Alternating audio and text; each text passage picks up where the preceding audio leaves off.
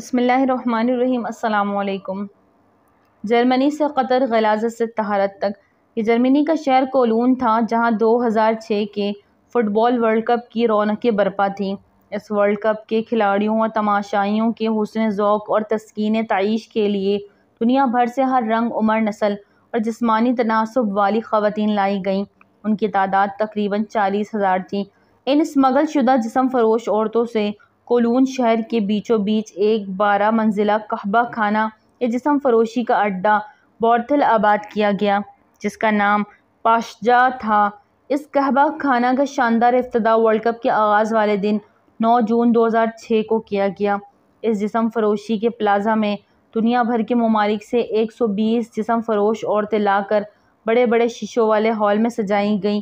یہ صرف ایک شہر کے ایک اڈے کی بات ہے، جبکہ پورے ملک 40,000 اسمگل شدہ عورتوں سے جرمنی کا ہر وہ شہر آباد کیا گیا جہاں فٹ بال ورلڈ کپ میں شریک 32 ٹیمیں حصہ لینے جا رہی تھیں۔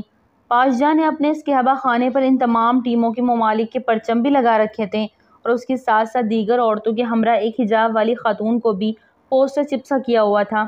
اس کے خلاف ایک دن 30 کے قریب مسلمان نوجوان جو چاقوؤں اور ڈنڈوں سے مسلح تھے احتجاج کرتے ہوئے آئے، جن سے خوفزدہ ہو کر قہوہ خانے کی انتظامیہ نے سعودی عرب اور ایران کے جھنڈوں کو سیاہ کر دیا، کیونکہ ان پر کلمہ طیبہ اور اللہ کے نام لکھے ہوئے تھے، اور ساتھ ہی حجاب والی عورت کا پوسٹر بھی اتار دیا۔ جرمنی میں فٹ بال کے کھلاڑیوں اور تماشائیوں کے لیے اتنے بڑے پیمانے پر جسم فروش عورتوں کی اسمگلنگ کا خصوصی اہتمام ایک ایسا واقعہ تھا جس نے پوری دنیا کو ہلا کے رکھ دیا۔